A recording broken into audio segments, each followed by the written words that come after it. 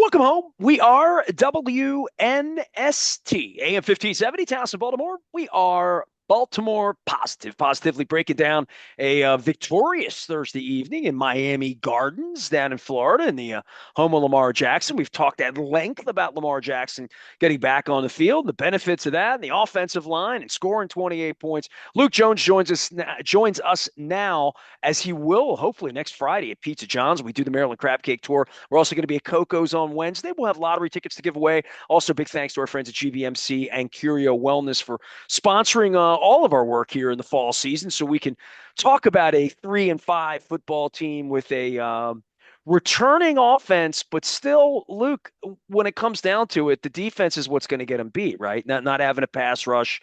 Some things have certainly gotten better about the defense, including Roquan Smith's hamstring. As much as we talk about Lamar's hamstring, having Roquan running at full speed, he doesn't look like a fat old man right now. That's good.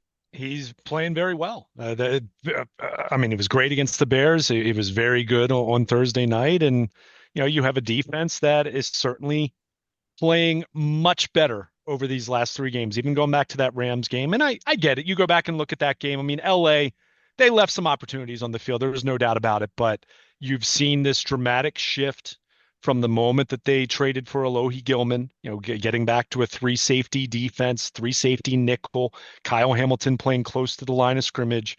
We talked about it most of the spring, from the moment that Ardarius Washington got hurt and that derailed their plan from when they drafted Malachi Starks. They wanted to play a style that was similar to this.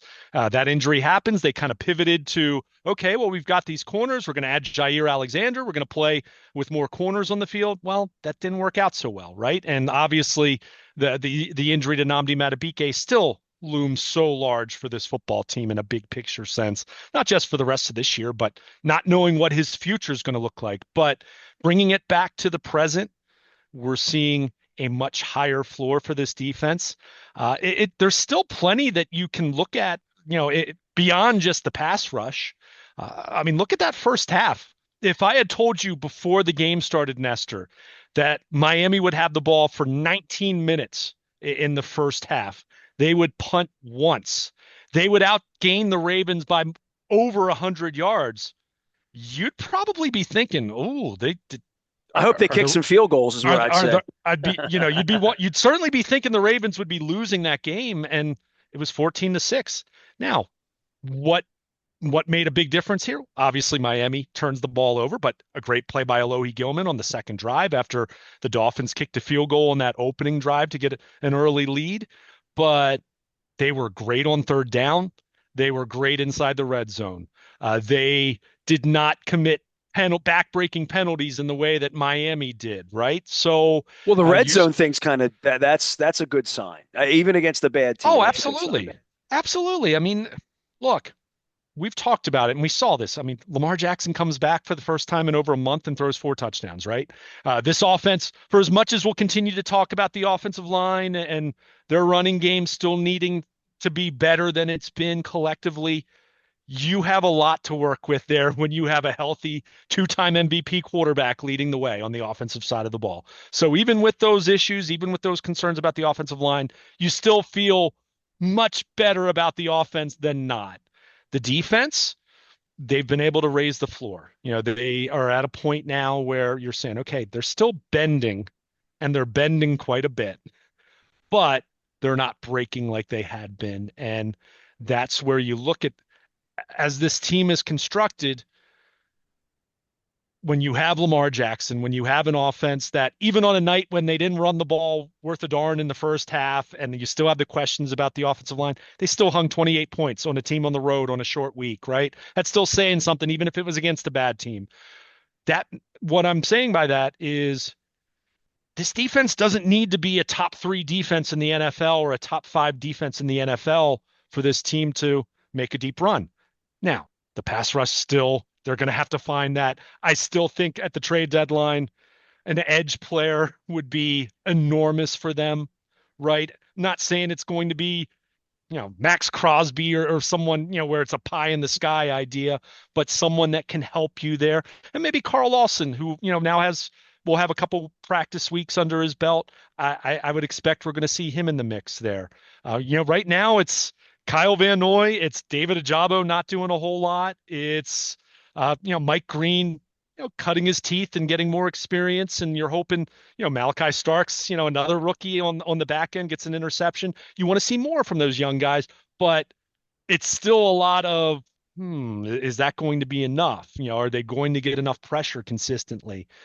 But if they can, the formula of you can give up some yards, and I mean, the end of the night, Miami, from a yardage standpoint, it was very similar. I mean, these teams almost had the same amount of yardage, which speaks to that's clearly not the best barometer of assessing how a football game Yeah, well, goes, when the but score's it speaks 14 to to the 6 and you idea. realize two plays on third down for it, well, actually three because they missed the field goal, Sure.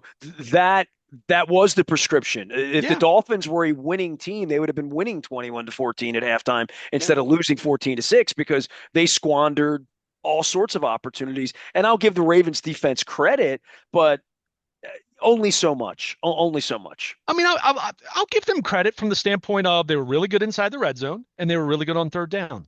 Look, it's the NFL, right? And especially when you don't have, a great pass rush. I mean, they don't even have a good pass rush right now. They've certainly cleaned up their run defense. I mean, early in the game, Miami popped a couple runs, but didn't do a whole lot. The Bears, same way. The Bears ran the ball very early in that game I say last week, it was 5 days ago, right? But you kind of look at that. They've gotten better in that. They stopped the run against the Rams as well. So they've started to clean that up. And that was something that was a big concern. When they lost Matabike, Travis Jones was banged up at the time. That didn't help either. But you're seeing elements for this defense to be better. I keep saying they've been able to raise the floor of this defense, right? Right. I no longer feel like they're going to get gouged, right? That they're going to give up 30 plus or 40 plus the way they were earlier in the season. Now, granted, Miami's really struggling and they've been terrible. Last Sunday in Atlanta aside, they've been very poor, but we're seeing better situational football from this defense. And again, I can't help but continue to point to Kyle Hamilton being in the box, and to your point, Roquan Smith being healthy and looking more like the Roquan Smith we saw a couple years ago. I Marlon mean, Humphrey's out there playing right now. There have been Marlon times when he hadn't Humphrey is played. playing better, right? We've seen a better version of Marlon Humphrey here.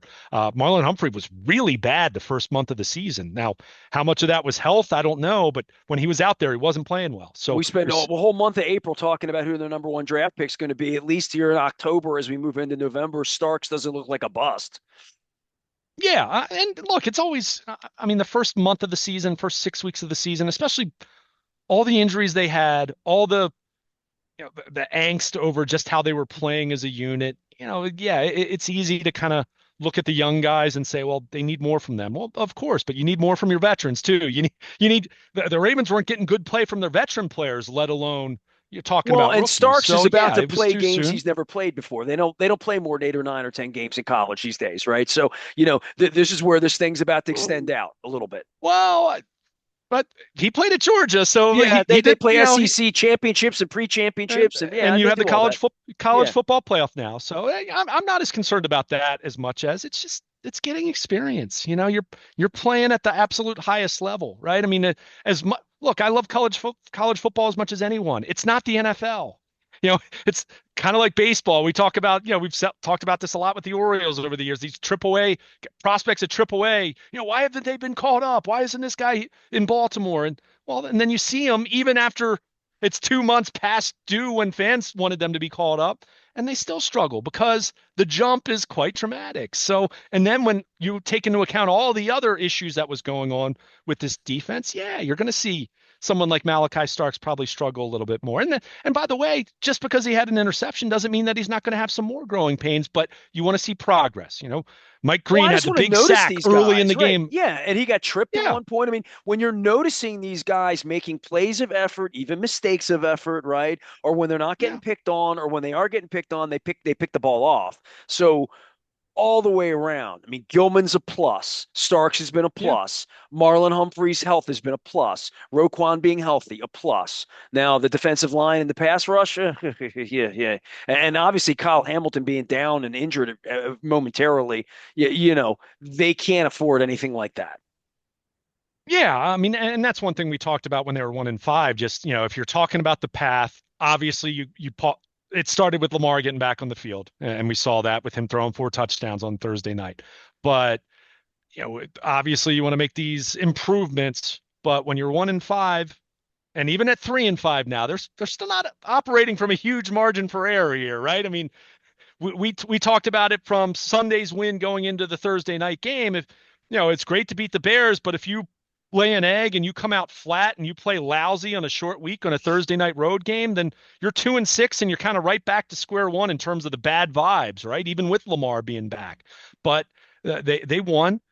But they have to stay healthy. I mean, they are very healthy. This was the first time in I don't know how long, Nestor, where they had no one on their final injury report. They didn't have anyone even listed as much as questionable. Now, granted, you've lost Namdi Matabike. You've lost Broderick Washington, who's out indefinitely and having surgery when we thought maybe he was going to come back in the near future. For me, I look at the defense and that, more specifically the defensive line and the edge rushers. What's Eric DeCosta going to do at the trade deadline? It feels like they need at least one meaningful addition there. And that doesn't mean you're trading a first round pick for someone necessarily, but someone that can help you there, right? I mean, someone that can, isn't necessarily an all pro talent, but someone that can be part of the How about collective someone to we make that notice? group How about better. somebody that's going out there and taking snaps, Sure, and every week we look up and say they made a play or two, just a couple play or two. sure. Sure. Yeah, and some of that's also, hey, can you set the edge? I mean, they had some, they had some vulnerability early in that game with setting the edge. Now it got better as the night went on, and obviously Miami falling behind multiple scores, you get out of a script where you're going to be running the ball, for anything other than just to show it here and there. But that's part of this as well. So I'm still looking at that until the trade deadline passes. That has to be a big part of the conversation in terms of what can you do personnel wise to make that better. As I said, Carl Lawson, I think, can be part of that as well. And I think he can help them. But, can you make a massive move? If you can make a massive trade, if you can bring in a real highlight player, whether it's an edge guy or Well, I would all, they don't feel like a 3-5 team from that standpoint. They feel like an acquisition here could be a game changer for them, and they don't. sure. The season, I think you're not tiptoeing through this anymore. They're in a real No. season, and if they can really get Max Crosby for a one, whatever, I'm making Yeah. that up. If they can make a splash in some way, and again, Roquan was splash. I mean, that's a lottery pick. That was the kind of player they couldn't get in the draft, and they paid him more than you wanted them to pay him at that point. And the jury's still out. He hadn't won a championship, hadn't won playoff games here. But that being said, that kind of acquisition's not out of the realm of possibility in regard to DeCosta, I don't think. And I know, look, they're never going to give draft picks. They're going to have to give a draft pick away for their shenanigans last week. Bad enough, literally. But you can go read about that. I'm not going to beat them up after they won. I beat them up plenty last week. But that being said, they're not going to tiptoe into this as a three and four. They're going to be on board to make a big deal because I think they see what you and I see. They need real help. If they could really get someone on the defensive line, some Calais Campbell, I'm making that up, but somebody who could be much more of an impact for them than um, the outside of someone's roster or someone that's on the street right now. And they're not going to sell me on Yeah. that. Sure. Demeta Sure. Pekka, one of those kinds of guys, right?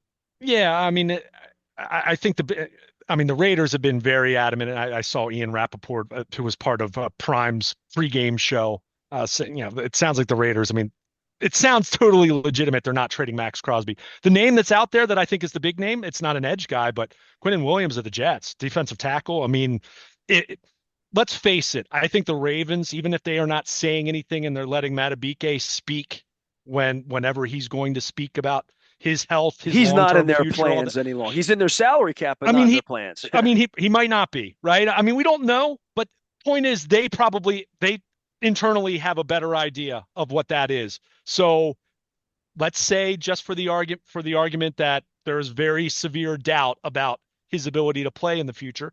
Well, Quinnen Williams would be a very comparable replacement. Now he's also making a ton of money, just like Matabike. So there is the question of how you make that work from a salary cap standpoint, not just for the rest of Well, dude, 2025, but moving if the forward. Packers can But pick up Micah Parsons 5 minutes before the season begins, I right? mean, Like there that's are a all huge impact. And there are a lot of dumb teams, and the Jets are a dumb team, right? So are the Raiders, sure. quite frankly. And so are the Bears for giving us Roquan Smith. Period. Right? Good teams don't do that. We're not dealing Kyle Hamilton off.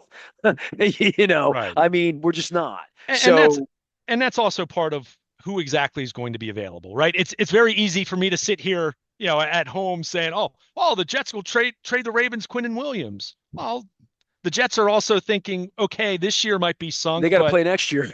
we want him on our team next year and the Well, you year know how after bad that, we had to right? be to draft him to begin Yeah, with, right? exactly. Yeah. So, but he's one name that's been thrown out there that could be available. I mean, you want to talk about something that would help your pass rush? It's basically getting a Nnamdi Madubuike back in the mix, right? I mean, that's what you're talking about there. So, Well, my when they my had him, we thought of them as a Super Bowl contender. I sure. don't think of them as a Super Bowl contender right now. I don't think they're capable of winning 4 games in January and February the way they're comprised right this minute. I don't. Well, I don't. I don't see that sign. Even though we're all bullish about them beating Miami and beating Chicago, they got their ass kicked pretty good the first month of the year by good teams. Seeing where that's going to be in January and knowing it's going to be on the road if it's anywhere at all, I can't talk about them as a Super Bowl contender. I'm I going to mean, talk about them as a potential division champion because I believe that. I don't say yeah, anything I don't believe here, but I believe that they can win the division 10-7, 9-8, whatever it is, sloppy wins, split with Pittsburgh, sweep Cincinnati. I don't know what that'll look like. I know those teams aren't very good, but you can start talking to me about them need going to some help. Kansas City and going to Buffalo to win in January. They need to do better than a rudimentary addition to their defense because they are playing without Matabiki and they're going to play without him and they're going to play without a pass rush. And Kyle Van Noy's not going to get younger or better. Right. And Adafe always not coming back, right? So all of that being said, I am bullish that they think they can win a Super Bowl. They're in the business of not punting on a season at this point. So if they're not punting on the season, it means they're all in. And if they're all in, when you've dealt for Roquan Smith, right, Yeah. and when you've dealt for Eugene Monroe, I look at it and say they'll identify somebody else as maybe not Micah Parsons, but whatever the best player that's available out there who's going to get dealt, you got to pony up. Your second Yeah. round pick, whatever you're gonna have to pony up, you're gonna have to pony up. And they're already Well, gonna lose a draft pick for their shenanigans next week or last week, next they year. are. They are. I'm still skeptical how early the draft pick will be. We'll see, right? But yeah, I mean, I would think that that's going to be in the cards. But again, it comes back to who, realistically speaking, is going to be available. What is the cost going to be in terms of salary and contract structure moving forward, and in terms of draft compensation? I mean, there have been years where they've wanted to make a bigger splash than they have, and the players aren't available, right? I mean, you can't lose your mind and trade 2 first round picks for someone if it's not worth 2 first round picks. At the same time, they traded a second round pick for Roquan Smith, right? I mean, so we're going to see how this plays out. But I'm with you. First of all, January's so far out, and when you're 3-5, you still have so much work to do, albeit against a soft schedule, especially the next month. But at the same time, yeah, if you're thinking in terms of getting into that position, whether you're 10-7 or you really get on a roll and you somehow finish 11-6, right? Which everyone would. But if you're talking in terms of what that looks like in January, you still come back to the pass rush. You still come back to the defensive line. Just the depth. The I mean, they have a. offensive line too. We've already beaten Oh, them up no, plenty. no doubt. I'll continue to say, go rescue Kevin Zeitler from the Titans. I mean, I can't imagine it would cost that much in terms of draft compensation, unless the Titans say we have a number one overall pick rookie quarterback. We need to keep Kevin Zeitler to keep him as upright as possible, and I'll hear that. But in terms of there's a guy that I think could help your offensive line, but to bring it to stay focused on the defense, I mean, yeah, if we're going to really look far ahead and look, even before that, they still need to go on the kind of roll and finish the month of December, which is not the easiest slate of games when you're looking at, when you get to Pittsburgh December 7th at Cincinnati the 14th, and then New England at home, which that game looks way different right now than it did in May. Let's put it that way at the very least. Regardless of the Patriots, how for real they are. They're good. I'm not sure they're great, but they're good. And then you're at Green Bay, at Pittsburgh. So just to go through to navigate that slate, man, I look at this defense and boy, if you could add an edge of some impact or a defensive tackle or some impact. I mean, sure, both in a perfect world. I'm trying to be realistic here, but if you could add one impact piece at one of those two spots, it would really help because they're light there right now. I mean, it's not just the quality, there's also the quantity issue. I mean, they've had three outside linebackers active the last 2 weeks. And okay, I'll throw Lawson into the mix. I'll give you that. So you'll have four then. But there's the quantity and the quality question for their defensive line and their defensive front and their pass rush collectively. And yeah, Kyle Hamilton blitzing and Roquan Smith from the A gap, and you can do different. They blitz their, they'll blitz a corner. I mean, you can do different things like that, and that's going to be part of what they do. This team's blitzed a lot. If you go look at their blitz rate, I mean, it ranks pretty high, but it hasn't gotten home a whole lot, right? So it's clearly something that they're aware of, Well, for right? I the mean, Simpsons and the Starks and the Wiggins, the younger players to step up, and we notice them as much as we notice Hamilton and Marlon Humphrey and Roquan Smith. I mean, I still think they have good young talent that is you want to see it emerge in the next sure, 4 to 6 weeks. You want to notice Starks the way I did on Thursday night. You want to notice Mike Green a little yeah, bit more than we did the first month of the season. Because those are the guys that are going to be playing. I mean, no matter yeah, whatever pie in the sky dream trade you have for Max sure, Crosby or whomever, these other guys have to be good because they're yeah, and healthy because they're and I'm starters. glad you, They're real. yeah, and I'm glad you mentioned Mike Green again. I mean, yeah, I mean, I think we've absolutely seen flashes, but you need to see more, We right? saw And you're flashes from hoping, Elway for 4 years too, and he sure, never. sure, and but that's what you're counting on, right? I mean, look at Nate Wiggins right now. I mean, I know he had a PI, right? But we've seen Nate Wiggins more and more these last few weeks. I mean, he's matching up with the opposition's number one wide receiver. I mean, not necessarily doing it exclusively, but he's done some shadowing, right? I mean, we saw him do that against Devontae Adams in that Rams game. So you're seeing Nate Wiggins. He's their number one corner at this point. I mean, Humphrey, and obviously Humphrey was playing the nickel early in the season before they shifted and went to Hamilton at the nickel spot. But, Nate Wiggins is emerging. I'm not saying he's an all pro just yet. Let's be clear. He still needs to find more consistency, but you're seeing an ascending player right there. And that's what you want to see from Starks the rest of the year. You That's want what to you see want to your see from first Mike round Green. picks, right? I mean, Period. I'd Yeah. be remiss. We haven't even mentioned.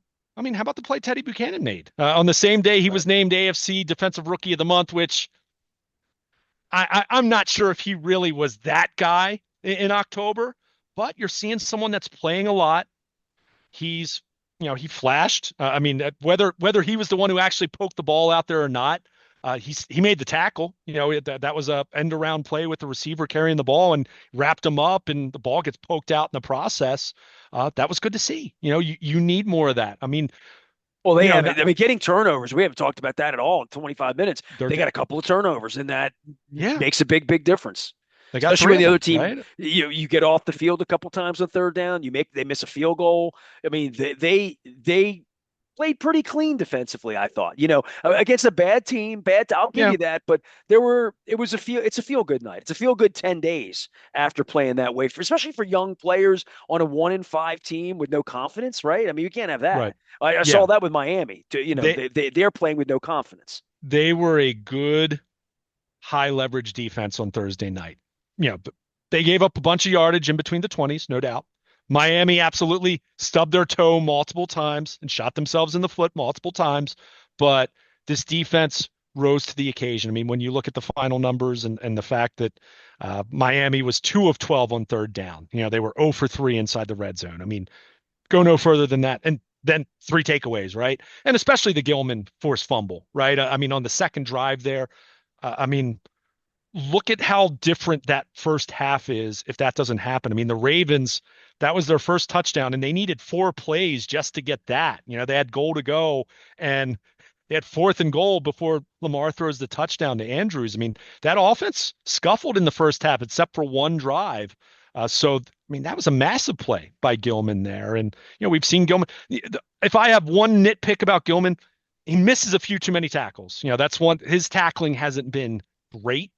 That's something I'd like to see him get cleaned up a little bit, but he made an impact, right? And that's what you're looking for. I mean, they it their defense looks so much different now with Hamilton in the box and playing at the line of scrimmage, and you're blitzing him off the edge and doing the things that we saw him do his first couple years. And last year they had to go away from that because Marcus Williams and Eddie Jackson couldn't cover anyone on the Well, I back mean, end of the let's be honest. You defense. got a defender who can be disruptive, like Ray Lewis was Yeah. disruptive, like Terrell Suggs, I mean, like Ed Reed was the disruptive player. Kyle Hamilton is a he's a football disruptive player. player.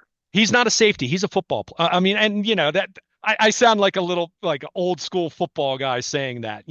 What I mean by that is he's a positionless player. I mean, you can line him up and do just about anything. I mean, I don't know if you saw the clip of the Bears game where he actually picked a guard. As they ran whatever their stun or the blitz they were running, he picked off a guard on that play and still got to Caleb Williams before anyone else. I mean, freakish stuff right there Well, that you're he's seeing got from a someone that freakish size about him too, I right? mean, he's such a great player, and we haven't necessarily seen him, like a big interception or something like that, since he's been back in the box. But man, you just see his impact. You see him, what was it was the change of direction play where the Miami ball carrier ended up turning directions, ran the other side of the field, and ended up getting 6 or 7 yards.